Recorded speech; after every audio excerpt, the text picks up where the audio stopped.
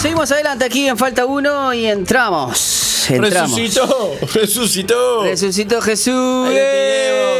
Es como dice el meme, hermosa mañana, ¿verdad? Hay algunos memes que estaban muy ingeniosos, con el tema de la resurrección, con cosas actuales, ¿no? Pero bueno, porque justamente, así como estuvimos hablando el miércoles pasado acerca de la traición de Judas, hoy vamos a estar hablando de la resurrección, ¿no? Voy a darle la bienvenida a nuestro amigo Héctor. ¿Cómo anda, Héctor? ¿Todo bien? Hola amigos, ¿cómo están? Feliz de compartir otro miércoles más. Feliz porque estás vivo. Inquieto también. Feliz porque estás vivo. Qué pavote. Che, casi te la dan en la intendencia, me dijeron, ¿Te flagelaron en la intendencia? Ponele que sí, pero no. No, para mí fue importante, tengo muchas enseñanzas para mí mismo de esa performance que hicimos, pero a la misma vez fue como un llamado a atención del conocimiento de este hecho histórico, y como hoy compartía con el people, digo, estaría bueno como tener como hoy compartir un poco de conocimiento, no solo histórico, sino también incluso el tema de los debates morales y demás respecto a la resurrección, por qué sucedió, porque hay muchos cristianos que no tienen cómo argumentar, y como dice en segunda de Pedro es que tenemos que tener estar capacitados para argumentar de nuestra fe, y podría, quizás en lo personal lo tomo como hasta un mandamiento, porque no es que todos estamos obligados a ser ahí evangelistas en la calle debatiendo con gente, ¿entendés? Confrontando a gente y demás, sino que todo lo contrario, eso, tener luz y entendimiento y conocimiento de lo que sucedió con Jesús, a nosotros nos acerca más a una relación con Dios y nos lleva a un crecimiento, a madurez, también a participar de los planes que Él tiene para este tiempo, con la iglesia. Y bueno, este fin de semana también fue como bueno, de qué manera podemos como de alguna manera colaborar con los oyentes y espectadores de Falta Uno para dar argumentos, y personas les preguntan, bueno, ¿qué argumento tenés de la crucifixión? ¿O qué argumento tenés de la muerte de Jesús? ¿Qué argumento tenés de la resurrección?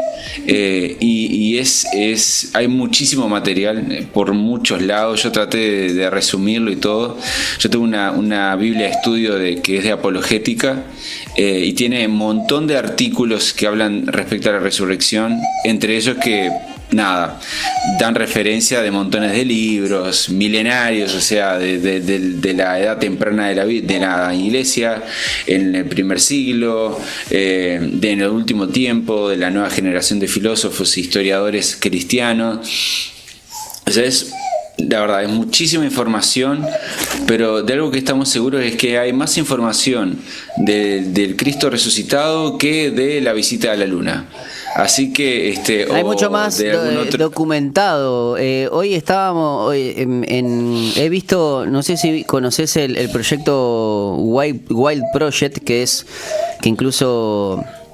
un español que hace entrevistas de 3 horas por lo menos, y eso es un formato, ¿no? Y en la Semana Santa hablaron con gente erudita y con apologetas, incluso hasta muy jóvenes, donde decían y daban datos, por ejemplo, de que hay mucha más evidencia de Jesús histórica que hasta de Carlomagno, por ejemplo, o de la Ilíada. Exacto, sí, de la Ilíada. De la Ilíada hay un texto o 2 textos. Sin embargo, de los evangelios hay como 15, 20 copias de cada uno, ni que hablar de lo que no tienen nada que ver, o incluso de lo que le asombra a este apologeta era de personas que no tienen nada que ver con la religión judía. O sea, exacto, sí, Josefo, hay incluso ese es el más conocido, pero hay como 3-4 filósofos en los cuales hacen de que Jesús existió. Porque vos, por ejemplo, yo te digo, San Martín cruzó los Andes, y vos decís, sí, ¿Y cómo lo Sí. hace? Y bueno, pero porque la gran mayoría de hechos históricos están basadas en la fe, en la que en vos, en que vos les creas, porque vos no viste el éxodo oriental, por ejemplo, de Artigas. Pero crees. Pero sabés que estuvo, sabés que se Exacto. hizo, ¿no? Digo porque, bueno, a veces hay algunos argumentos para desacreditar. Y mirá, hay un libro que se llama No dejes tu cerebro en la puerta, que te lo recomiendo para tu hija que está en el liceo, que arranca, o no que arranca, pero que ya que está en tercero. Está en cuarto. Está en cuarto, y bueno. Lautarito está en segundo, ¿eh? Bueno, no dejes tu cerebro en la puerta, averigua lo que crees y por qué, y te doy un itinerario de lo que dice la contratapa. Perdón, Héctor, pero la verdad que me das pie. Dale, gas. Me da pie porque Dale, dice dale. respuestas adecuadas a preguntas difíciles. Muchos adolescentes cristianos de hoy cuidadosamente duplican las creencias de sus padres y reflejan las opiniones de sus amigos, asimilan los valores que ven exhibidos en la sociedad, imitan la conducta que observan en la iglesia y trágicamente, sin embargo, muchas de esas cosas que copian son falsas en sí. ¿Es la fe cristiana solo para tontos o débiles mentales? Mirá las preguntas que se hace el libro, ¿no? ¿Puedes realmente Sí, sí. argumentar sobre tu fe ante amigos escépticos? ¿Estás cansado o te sientes mal por no tener respuestas? Bueno, no dejes tu cerebro en la puerta, te ofrece respuestas adecuadas para las preguntas más difíciles. Los autores mezclan aquí la lucidez y el humor para refutar falsedades comunes acerca de Dios, la Biblia, la religión y la vida misma, y muestran cómo el cristianismo pasa con éxito las pruebas de los hechos y la razón. Por ejemplo, a través de estas páginas el libro aprenderás a responder interrogantes tales como: ¿es Dios una fuerza cósmica que se opone a la diversión y la felicidad? ¿Han convertido los autores de la Biblia los hechos históricos en leyenda? ¿Es el cristianismo el único camino que conduce a Dios? ¿Jesús fue un buen maestro, pero ¿puedes probar su resurrección? ¡Ay, ay, ay! Bueno, estas cosas. Mirá, yo lo leí estando en el liceo, porque yo empecé a ir a la iglesia o me convertí al cristianismo teniendo 17 años. Entonces me tocó. Y este libro me ayudó muchísimo. Muchísimo. Los recontra recomiendo. Muy bueno. Ese es bueno, y hay otro que se llama Vida con Fe o en Fe, que es también para liceales. Yo lo tengo acá, es uno que me prestaron, no lo terminé, pero también tiene como cuestionarios, tiene ejercicios que puedes hacer con compañeros de clase y demás, y es muy bueno porque precisamente responde esas preguntas, incluso esa pregunta filosófica y desafiante a Dios. ¿Dios puede crear una piedra que sea lo suficientemente pesada que no pueda levantar? Claro. Entre otras preguntas, ¿no? ¿La Biblia contiene mentiras? Bueno, entre esas cosas también. No, pero hay un montón esa es un doble, ¿cómo es? Viene con trampa, porque en verdad la Biblia sí contiene. sí, bueno. La Biblia sí tiene mentiras. ¿Vos sabés, Jonah? Ahora dime una. Hay una que dice el necio en su corazón, no hay Dios.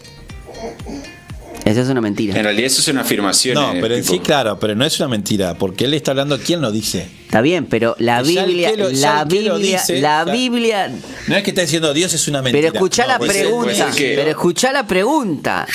¿La Biblia contiene mentiras? Sí. Sí. Sí.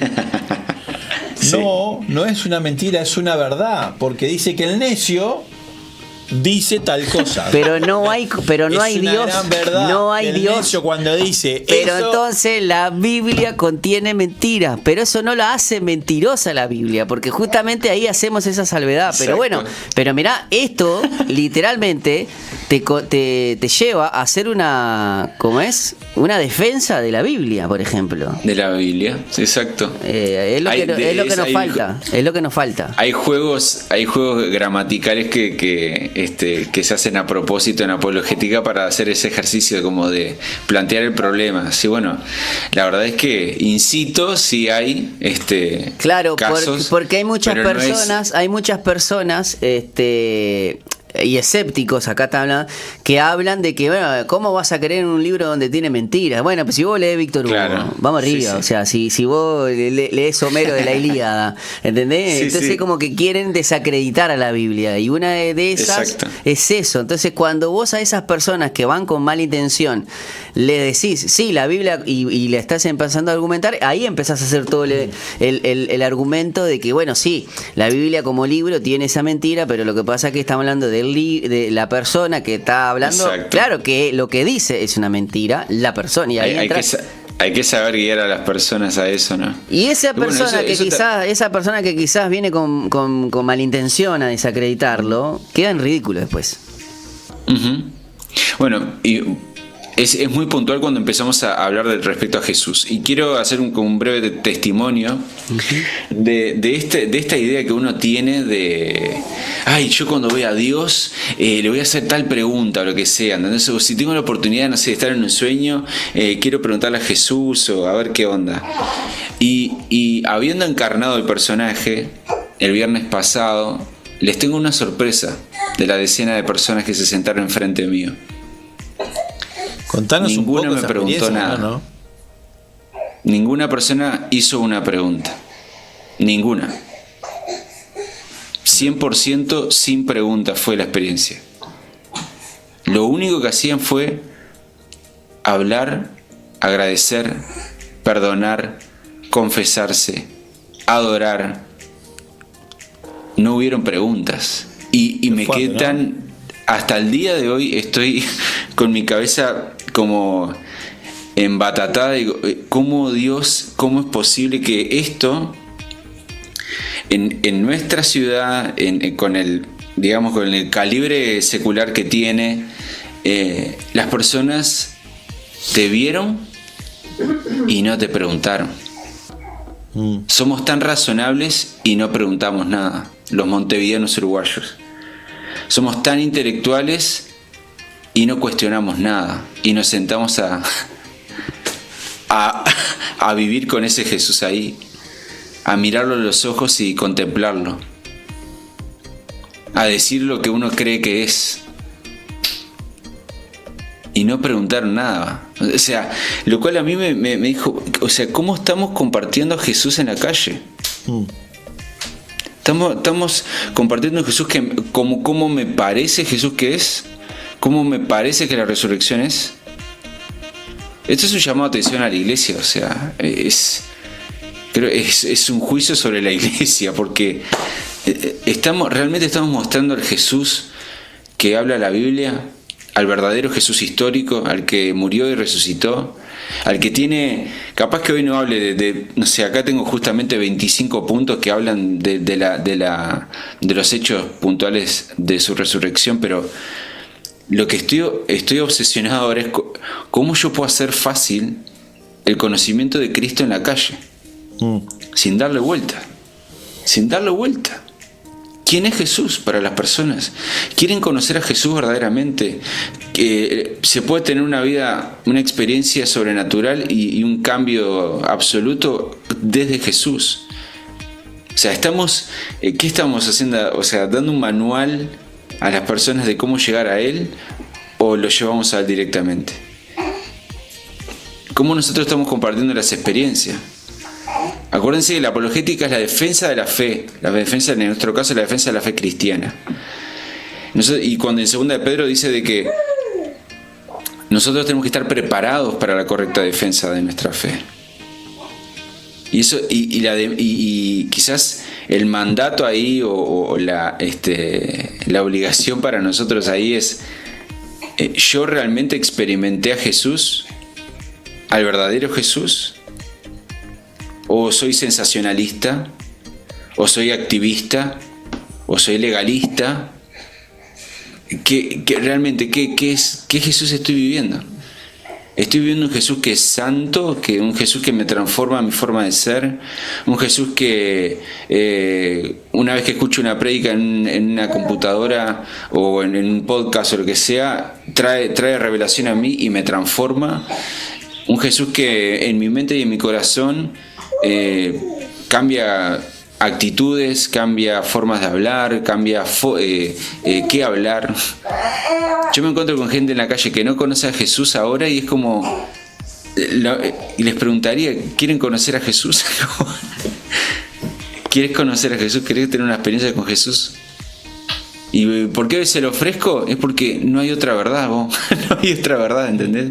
O sea, tenemos un montón de no sé, pensaba en uno de los puntos que dice que no hubo otro tipo de entierro como el que tuvo Jesús en la historia de la tierra. En toda la historia no hubo un entierro y una ejecución como la de Jesús. Y lo cual da más información y más carga al sentido que tiene todo esto. Si con propiedad hablamos, no sé, como hoy decía Pipo de José Artigas, o con propiedad hablamos, no sé, de Martin Luther King, pero realmente nosotros no sabemos si esos tipos existieron, son una más allá que están en libros de historia, en fotos o lo que sea, ¿por qué no pueden ser todas esas evidencias falsas? El tema es que, claro, a veces la gente en la calle o cristianos dicen, no, pues tiene que haber un hecho científico que argumente estas cosas. No, el tema es que el estudio científico son para cosas puntuales, presentes, para un hecho en sí preciso. No se puede aplicar para todas las cosas. Entonces, por eso se habla de una forma de estudiar los documentos histórico-legales, que corresponde a testimonios, corresponde a hechos históricos que coinciden en un mismo siglo, que son documentos tempranos. Por ejemplo, documentos tempranos que uno puede tener, el Evangelio de Mateo, el Evangelio de Juan, y el de Marcos. Son libros que fueron escritos bien cerquita uno de otro. Y entonces eso, claro, que hace mucho más fiel a la historia de Jesús que otros documentos que fueron escritos mucho más adelante, cuando Pablo en el primer siglo, en el año 70 después de Cristo, 80 después de Cristo, Pablo escribe las cartas, por ejemplo. Entre otros, ahí puedo seguir más para adelante, historiadores que no son precisamente cristianos o judíos, que hablan precisamente de eso. Es loco, por ejemplo, que hoy en día tenemos una obligación de estudiar filosofía griega, greco-romana, y en realidad hay muy pocos documentos de estos filósofos. O no solamente que haya muy pocos, algunos hasta simplemente si se rigieran con esos parámetros, capaz que no lo pasarían, y sin embargo se lo quieren hacer pasar a Jesús. Y acá hay una banda de pruebas históricas que no tienen nada que ver. Incluso hay unos videos de Academia Play que me encanta, también es un canal de historia, donde justamente te explican que separan al Jesús religioso o el Jesús deidad con el Jesús histórico, y es increíble. El Jesús histórico es increíble, o sea, no se fijan en los evangelios, ni siquiera en los judíos ortodoxos, en los rabinos, o sea, buscan justamente el impacto, porque aparte, hoy en día, pensándolo en lo global, un pueblo de Nazaret, o todo lo que está pasando, o lo que pasaba en Jerusalén, en esa parte de lo que se llama, los romanos le llamó Palestina, que llegue a Roma, literalmente. O sea, estamos hablando que esas cosas lleguen, o mismo a Grecia. Es una locura. O sea, ¿cómo vas a dudar que eso podría haber existido o no? Cuando hoy en día, sí, tenemos las cámaras, enseguida lo tenemos, pero en ese momento, para que lleguen cosas de un Galileo que hacía milagros, que fue crucificado, que dicen que resucitó, o sea, estamos hablando de que en verdad marcó sí o sí la historia. No es una cuestión solamente de que, llegaron algunos rumores. Y hablando un poco de hechos puntuales de la resurrección de Jesús, una de las cosas que más llama la atención es que en el hecho de que fueron mujeres atendieron a la difusión de la noticia de la resurrección, lo hace como más cargado de importancia, porque tenemos que recordar que en aquel momento el judaísmo patriarcal, y aún así globalmente era bastante patriarcal la cultura, pero en el judaísmo puntualmente, donde estaba todo ahí viviendo y latiendo, que las mujeres tomaran el rol de difundir ese mensaje fue de las cosas más controversiales para el pueblo judío en sí también. Por ejemplo, el otro hecho de que otro hecho importante, que hay gente que dice, pero en realidad Jesús no fue enterrado, no había muerto en sí. Es como, viste que está la idea de que Jesús no murió porque quedó como medio inconsciente. Mentira, hay hechos médicos, o sea, clínicos, que se hicieron estudios en 1968. Creo que es el doctor Spurt. El tipo hace un experimento con hombres vivos, no los mata, pero los cuelga, no les clava nada. Si no va preso, ¿no? Escuchen qué loco, pero el tipo hace que estos hombres estén colgados de las manos en un tablón, y estos tipos duran 12 minutos porque quedan inconscientes de asfixia. Claro, no los clava, sino que los ata nomás. No, si los clava, olvidate. Y sin flagelos, y sin con toda la carga que venía anteriormente. ¿No? Sí, con toda la paliza que le habían dado en el Sanedrín ya había tenido golpes, las conmociones que había tenido, las contusiones que había tenido en el cuerpo y demás, eso ya debilitaba mucho más al físico mismo para tratar de resistir un poco más, por más que haya adrenalina, en algún momento se iba a agotar. En la cruz, los que estaban crucificados, los tipos a veces levantaban un poco el pecho, pisando el mismo clavo donde estaba clavado el pie, para tratar de tomar un poco de aire y durar un poco más. Pero hay un momento en que fue. Hay el infitu, en latín infitu matare o algo así era, es que es el golpe final para que la ejecución sea terminada.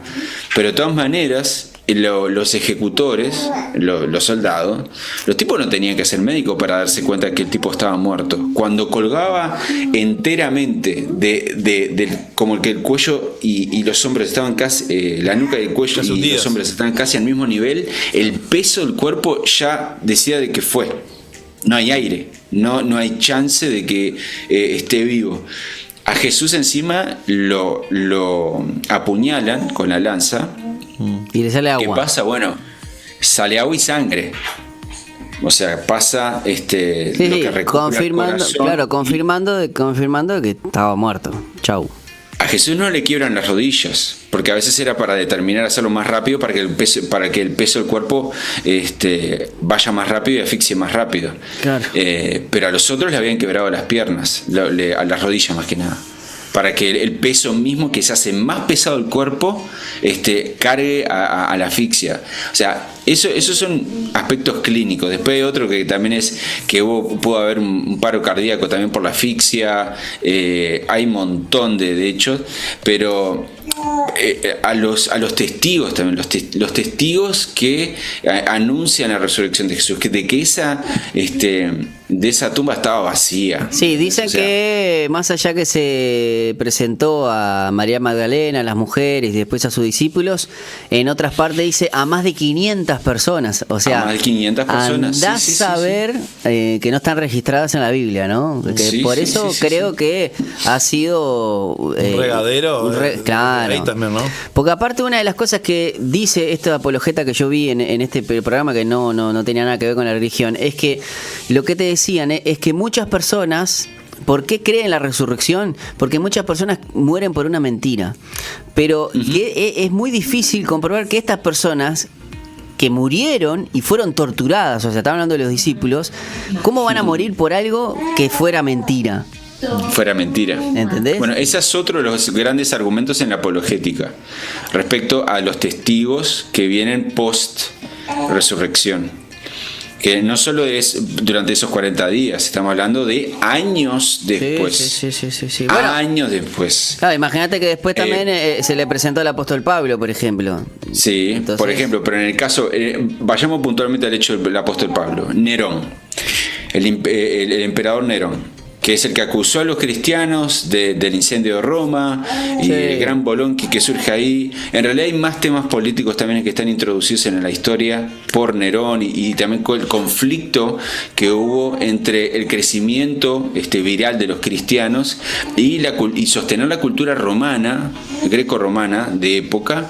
Para eso era muy, muy peligroso, porque incluso había gente que ya no estaba coimando, hay gente que no estaba mintiendo, eran como la forma de vivir era totalmente distinta, no habían ofrendas en altares que después iban para el gobierno. O sea, imagínense la revolución que Jesús hacía estando viviendo y latiendo en estos cristianos. O sea, la acusación de estos cristianos que era una mentira, una como decían que era como una epidemia, una epidemia que agarró a personas que venían de tal lugar, en este caso como de Arabia.